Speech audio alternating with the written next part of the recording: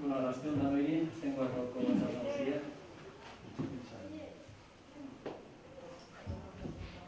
Gaurko, entzuten da? Bai?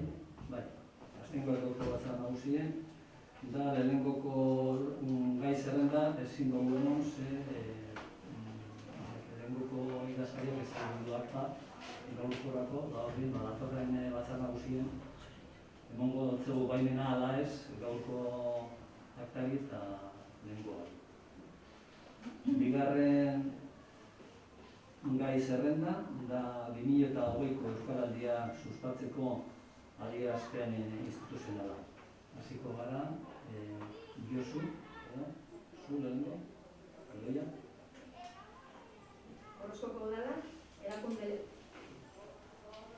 Orozkoko udalak erakundelez parte hartuko dau Euskaraldiaren bigarren edizioan. Euskararen erabilera indartzeko gauzatuko dan Euskaraldiaren bigarren edizioa berrikuntza nagusi bategaz dator. Norbanakoek gainera, erakundeek be zuzenean parte hartu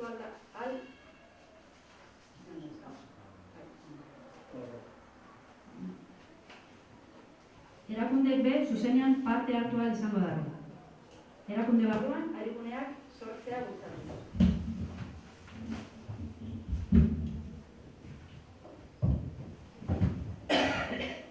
Orozkoko udalak be, erakundelez parte hartuko da.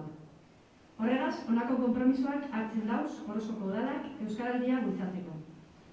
Orozkoko udalbatzak bat egiten dau Euskal Herri osoan zehar bideratuko dan Euskaraldiagaz.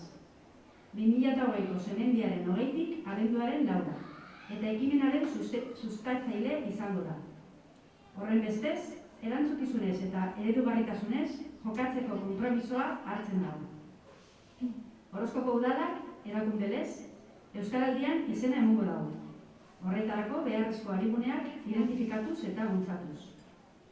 Udalkide, herritar eta herriko eragileei dei egiten deutze, izango diran prestaketa lanetan parte hartu daien. Hau bizi eta belarriprest izan daitezan eta ariguneetan parte hartu daien. Ordezkari politikoen egiteko nagusia izango da, Euskaraldiaren markoan eta bereziki udalean eta udalaren ardurapeko erakundeetan ekimena zabaltzea. Horren bestez, ekimen honetan alik eta arigune gehien eta hau bizi eta belarriprest gehien aktibetako urratsak emango dabez. Arduradun politikoak izan, naiz langileak izan. Orozkoko udalak neurriak hartuko dauz, hizkuntza praktika horrek posible izan daitezan eta praktika horrei etorkizunean eutzi ahal izateko. Euskaraldiak irango dauen 15 egunetan, Orozkoko udaleko udal ordezkariek batzarrak euskaraz egiteko konpromisoa hartzen dago. Batek gure dago hitza hartu. Ez? Adierazpanen instituzionala oneri baiezkoa, nolako dutzu? Hirugarren gai zerrenda, Semendiaren 25ko adierazpen instituzionala, emakumeen ganako indarkeriaren aurkako nazioarteko eguna. Jose, bai? Euskararen 25erako erakunde adierazpena, emakumeen aurkako indarkeria ezabatzeko eguna. COVID-19 pandemiak gure bizitza eta komunitatea borrokan jarri ditu. Pertsona guztien osasunari, segurtasunari, ongizateari eta komunitate bizitzari erronka handia jarri. Mundua ulertzeko eta bertan egoteko dugun modua aldatzen ari da. Konfinamendu, mugimendu murrizketek eta harreman mugek agerian utzi dituzte. Beren gordintasun osoz, indarkeria matxista, mota desberdinei aurre egiten ari diren emakumeen egoera oso ahula. Emakumeen kontra burutzen den indarkeria mota oro guztiz onartezina da. Ez dugu ez, lakerik ez normalizaziorik izango, emakume izate hutsagatik emakumeak hiltzen eta erasotzen jarraitzen den bitartean. Gainera, indarkeriaren ondorioak pairatzen ari garen krisi sanitario, sozial eta ekonomikoaren ondorioz larriagotu egiten dira. Pandemiak sortutako egoera arreta jarri behar dugu beren etxeetan, lanetan eta bizi espaziotan, bizirik irauteagatik indarkeriari aurre egiten ari diren emakume eta neskengan. Gizartearen aitorpen eta elkartasun osoa merezi dute. Testuinguru horretan, isolamendua, babesgabetasuna eta ikusezintasuna saihesteko baldintza egokiak sortzeko lanean jarraitu behar dugu. Horregatik, aurten Euskal Herrian hildako 4 emakumeak gogoratu nahi ditugu bereziki gaur. 2 Euskal Autonomi Elkartean eta beste 2 iparraldean. Realitate mingarri horrek gizarte gisa interpelatu egiten gaitu. Lanean jarraitzeko eta mobilizatzeko konpromisoa hartzeko. Horrela gerta ez dadin. Hala ere, horrekin ez da nahikoa. Gizarteak erakundei eskatzen die emakumeen aurkako indarkeri matxista lehentasun politiko bihur dezatela. Inoiz ez bezala zerbitzu publikoen eta erakundeen laguntza eta baliabide guztiak izateko. Emakumei beren askapen, berreskuratze, ahalduntze eta autonomi prozesuetan laguntzeko garaia da. Ezinbestekoa da, emakumeek duintasunez eta segurtasunez bizitzea merezi duten bizitzarako oinarrizko eskubidea berreskura dezaten. Orozkoko udalak lehentasunezko konpromiso politikoa berresten du indarkeri mota horren adierazpen guztien kontrako borrokan. Egiturazko jatorriaren eta betikotzen duen normalizazioan eraginez. Gure xedea da orden sozial patriarkala ezinbestez aldatzea, eta emakumeak libre biziko diren justizian eta berdintasunean oinarritutako elkarbizitza eta emakumeen eta gizonen arteko harreman ereduak errealitate bihurtzea. Gure erantzukizuna gure gain hartzen dugu.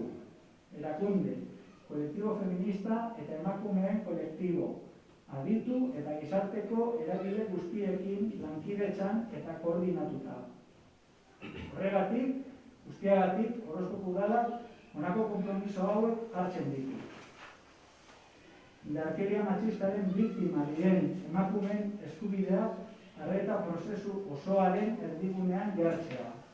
Haien beharrak eta eskaerak entzun eta aintzat hartuta babeserako, arretarako, erreparaziorako eta berriz ez gertatzeko bermerako eskubidea bermatuko duten politika berriak diseinatzeko.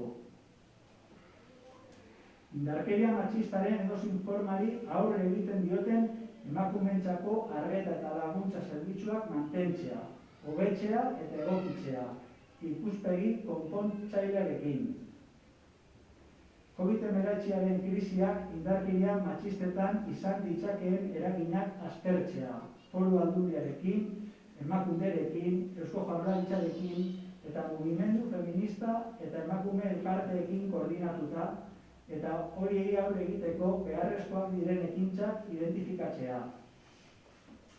Horreko puntuan identifikatutako beharrei behar bezala erantzuteko beharrezkoak diren programa, neurriak eta zerbitzuak martxan jartzea edo indartzea.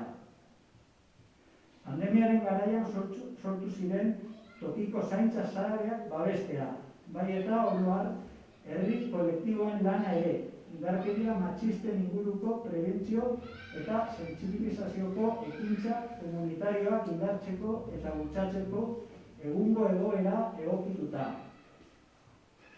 Prestakuntza eta sentsibilizazio kanpainetan parte hartzea, etorkizuneko belaunaldietako prebentzio baliabideak diren aldetik, indarkeriaren aurrean eredu egokiak eta referentzia argiak izan ditzaten eta ondo jardun dezaten.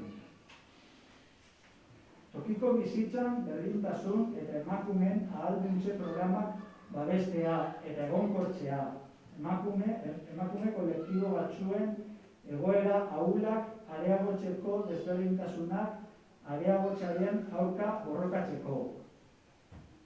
Udaleko larrialdi planan Orozkoko edozein indarkeri matxistarako jarduketa kapitulu espezifiko bat sartzea. Kasuan kasuko erakundeek biktimak babesteko beharrezkotzat jotzen dituzten araudi eta protokolo espezifikoi jarraituz.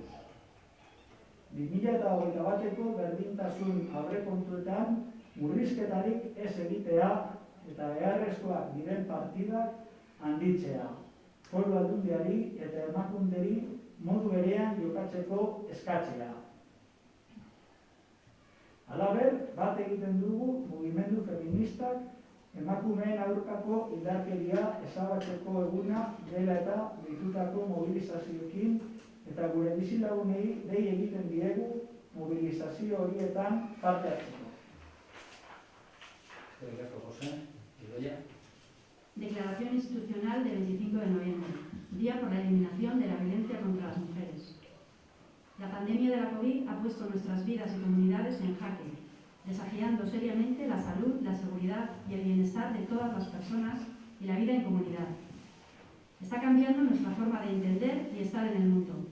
El confinamiento, las restricciones de movimiento y la limitación de las relaciones han destapado con toda su crudeza las situaciones de extrema vulnerabilidad de las mujeres que están enfrentando violencia machista en sus diferentes formas. La violencia machista es totalmente inaceptable. No tendremos paz ni normalización mientras se siga asesinando y ejerciendo violencia hacia las mujeres por el hecho de ser mujeres. Además, las consecuencias de esta violencia se ven agravadas por las crisis sanitaria, social y económica que estamos viviendo. En la situación generada por la pandemia, debemos poner el foco en las mujeres y niñas que enfrentan violencia en sus hogares, en sus trabajos, en sus espacios de vida, donde están resistiendo por su supervivencia. En este contexto debemos seguir trabajando para generar las condiciones adecuadas para evitar su aislamiento, desprotección e invisibilidad. Se merecen todo el reconocimiento y solidaridad de la sociedad. Por eso queremos recordar especialmente hoy a las 4 mujeres asesinadas este año en Euskal Herria, 2 en la Comunidad Autónoma del País Vasco y otras 2 en Iparralde. Esta dolorosa realidad nos interpela como sociedad y nos compromete a seguir trabajando y movilizarnos para que no siga ocurriendo. Sin embargo, con esto no basta. La sociedad exige a las instituciones que hagan de la violencia machista contra las mujeres una prioridad política. Es tiempo como nunca de disponer todo el apoyo y recursos de los servicios públicos y de las instituciones para ayudar a las mujeres en sus procesos de liberación, recuperación, empoderamiento y autonomía. Es imprescindible para que las mujeres recuperen el derecho fundamental a una vida que merezca la pena ser vivida con dignidad y seguridad.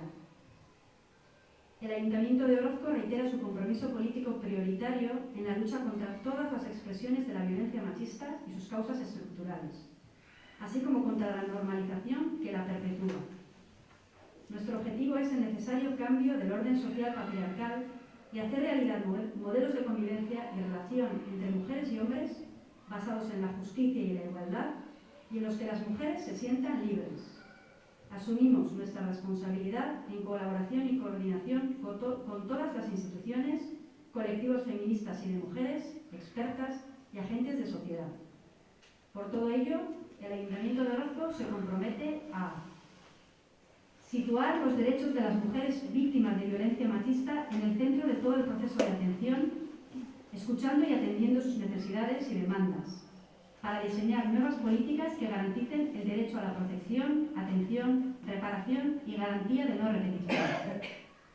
Sostener, mejorar y adaptar los servicios de atención y apoyo para las mujeres que enfrentan violencia machista en todas sus formas con un enfoque reparador. Analizar los impactos que la crisis de la COVID-19 hayan podido tener en las violencias machistas, en coordinación con la Diputación Foral, Emakunde, Gobierno Vasco y el Movimiento Feminista y Asociativo de Mujeres, e identificar las acciones necesarias para hacerles frente. Poner en marcha o reforzar los programas, medidas y servicios que sean necesarios para responder adecuadamente a las necesidades identificadas en el punto anterior. Apoyar las redes locales de cuidados que surgieron durante la pandemia, así como, en general, el trabajo de los colectivos populares para el refuerzo e impulso de acciones comunitarias de prevención y sensibilización en torno a las violencias machistas, adaptadas a la situación actual. Participar en las campañas de formación y sensibilización como medio de prevención de la violencia para que las generaciones futuras tengan modelos adecuados y referencias claras para una buena actuación. Preservar y consolidar los programas de igualdad y de empoderamiento de las mujeres para luchar contra el aumento de las desigualdades que agudizan las situaciones de vulnerabilidad de algunos colectivos de mujeres. Incluir en el plan de emergencia municipal un capítulo específico de actuación para cualquier situación de violencia machista en Orozco, siguiendo la normativa y protocolos específicos que desde las instituciones correspondientes se consideran necesarios para la protección de las víctimas. No realizar ningún recorte en los presupuestos de igualdad de 2021 y aumentar las partidas que sean necesarias. Y emplazar a la Diputación Foral y Emakunde a que hagan lo mismo. Asimismo, nos adherimos a las movilizaciones convocadas por el movimiento feminista con motivo del Día por la Eliminación de la Violencia hacia las Mujeres y hacemos un llamamiento a nuestras vecinas y nuestros vecinos para que participen en ellas. Baten batek hitza gure da barko?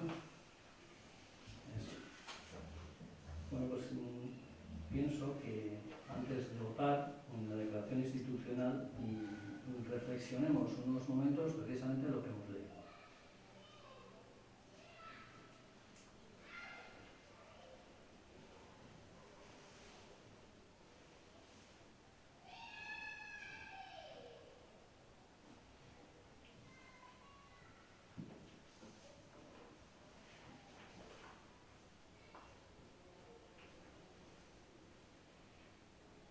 Votamos la declaración institucional del 25 de noviembre, Día Internacional contra la Violencia Machista.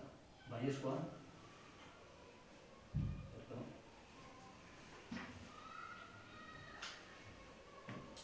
Laugarren gai zerrenda, Aialako kuadrillaren eta Orozkoko udalaren arteko lankidetza hitzarmena onartzea. Bueno, este es un convenio de colaboración que firmamos con la cuadrilla de Ayala.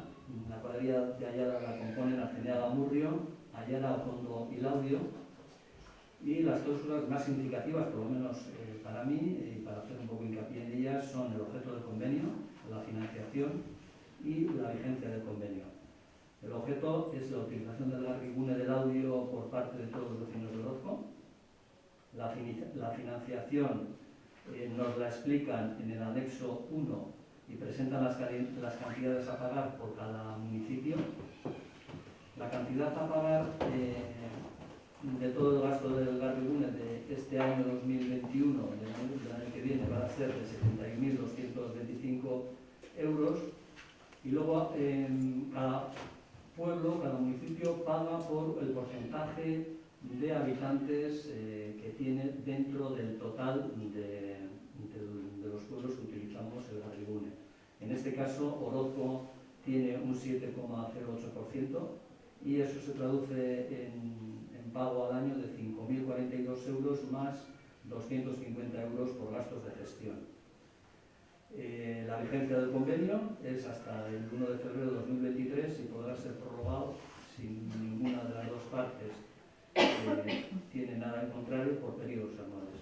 Estas serían por lo menos lo más importante desde el punto de vista del equipo de gobierno sobre el convenio que aprobamos o no ahora después de la votación. No sé si alguno quiere tomar la palabra respecto a este convenio.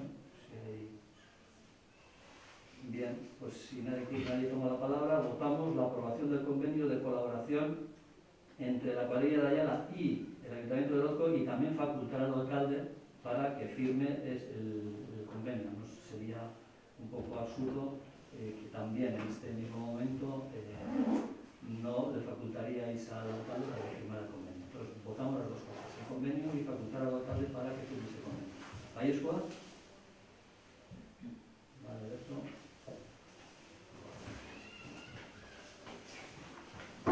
Bosgarren gai zerrenda da Larrondoko auzoko bidea lagatzeko hitzarmena onartzea. Bueno, también os he mandado el convenio y creo que el plano también, aunque última hora, hasta donde discurre el convenio que queremos firmar y sobre todo fundamentalmente cuántos metros tiene. Los puntos más relevantes del convenio es un camino de 205 metros de largo que va desde el Antuzano del barrio de Larrondo hasta la salida del camino que va a San Martín, hacia la izquierda, no sé si conocéis la zona, con un ancho aproximado de 3 metros y medio y un total de metros cuadrados de 615 metros cuadrados. Es propiedad de Teresa Hacha y participa con una cantidad de 6.000 euros en el arreglo del mismo, de un total de 12.515 euros. Si queréis tomar la palabra y aclararos algún punto al respecto de este convenio, pues lo mismo. No sé si alguno quiere tomar la palabra. ¿No? Bueno, pues entonces votamos sobre la cesión del Camino de la Ronda, propiedad de Teresa Hacha al Ayuntamiento de Orozco, y asimismo facultar al alcalde para que firme el mismo. ¿Vallesua?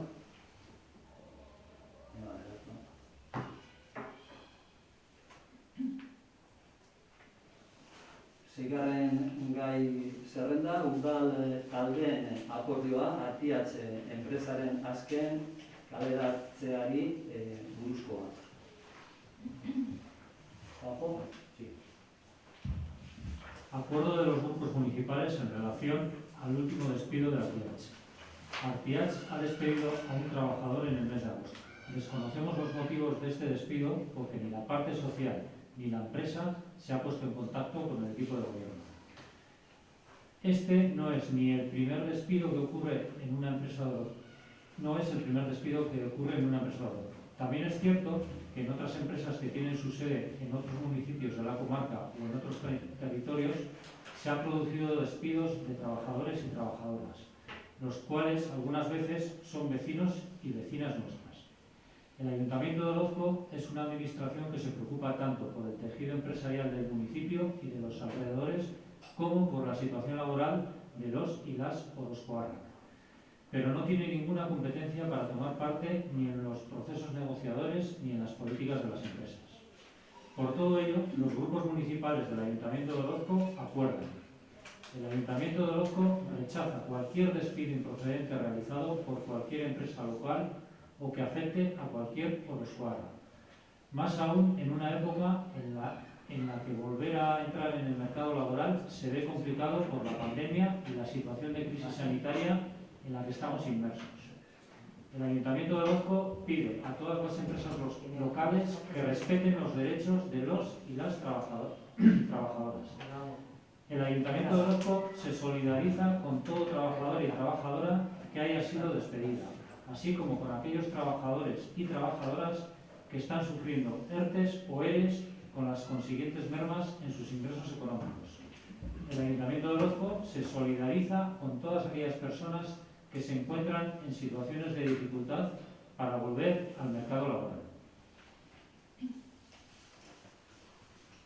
Barde matematik gure dago hitza hartu. Ez, horren a favor del acuerdo de los grupos municipales en relación al último despido de la empresa Artiatz, Ballescoan. Zazpigarren gai zerrenda, Bilduk aurkeztatuko mozioa, pobrezia desagarrezteko nazioarteko egunari buruzkoa. Urriak 17, pobrezia desagerrarazteko nazioarteko egunari buruzko mozioa. Zioa. Urriaren 17an, pobrezia desagerrarazteko nazioarteko eguna ospatzen da.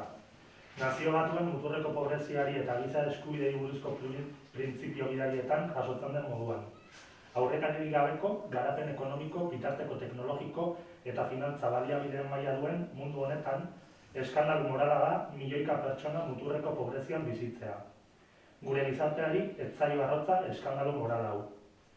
COVID-19 krisia hasi aurretik, datu eta adierazle gehienek argi erakusten zuten herritarren bizi baldintzek okerrera egin zutela.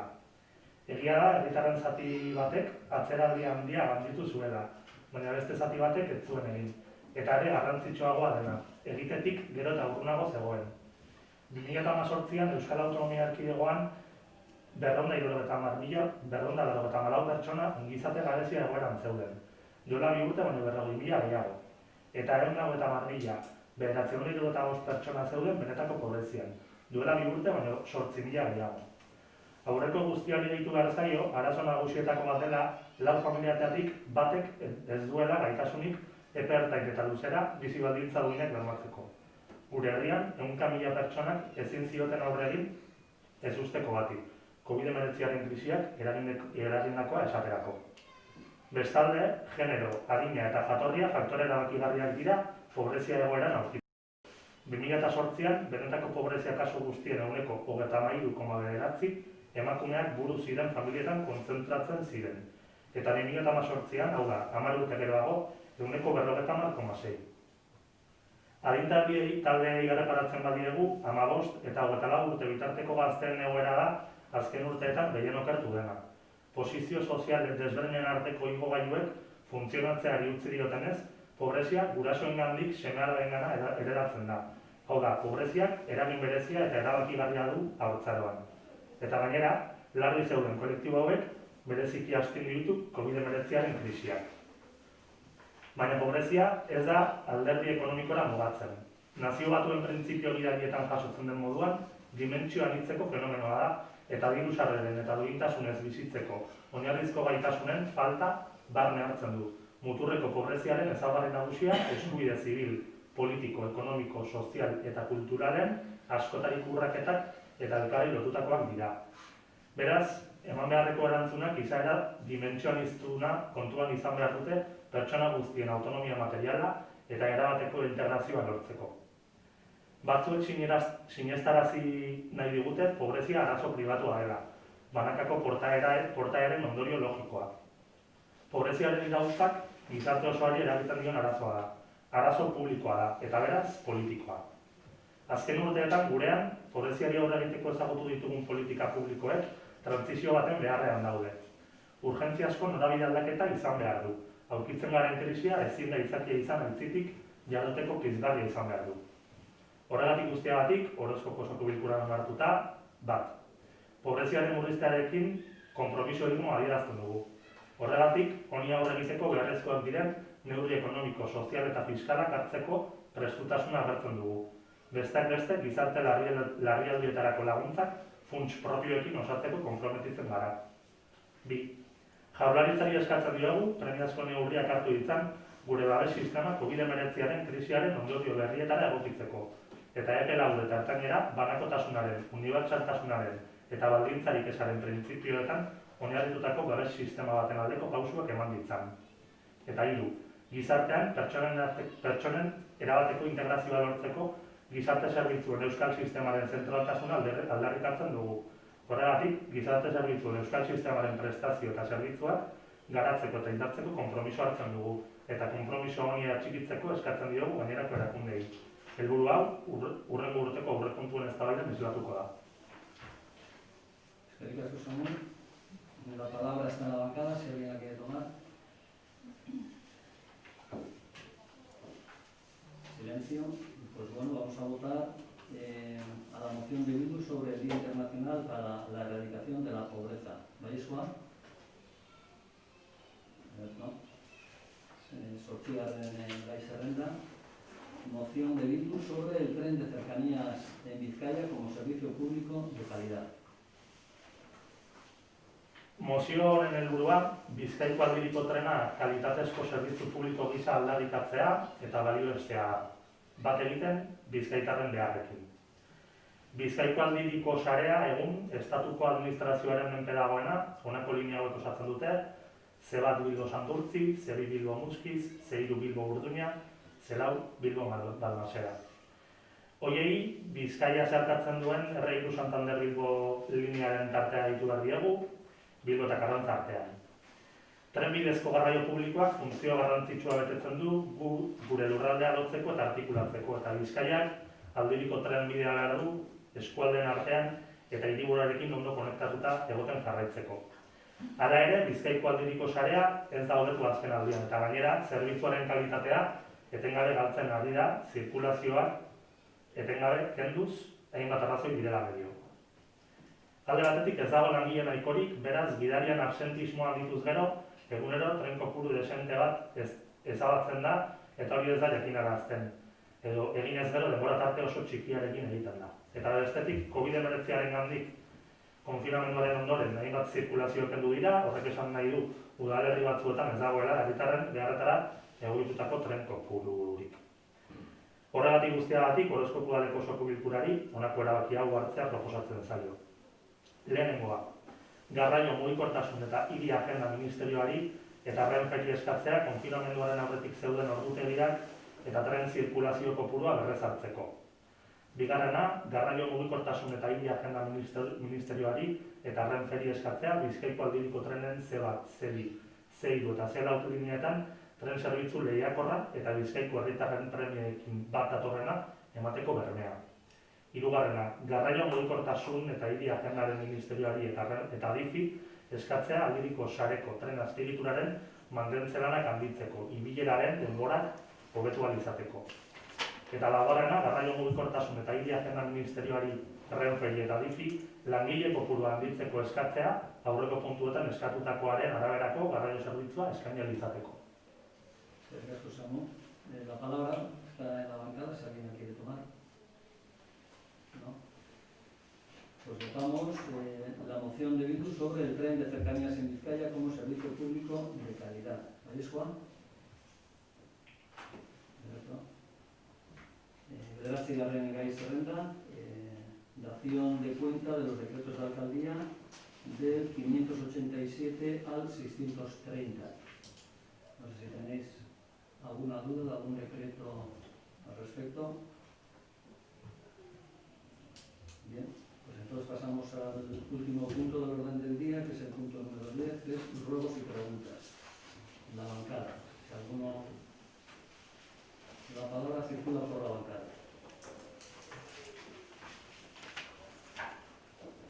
Si no hay ninguna petición de la palabra, el pleno ha terminado. No sé si alguno...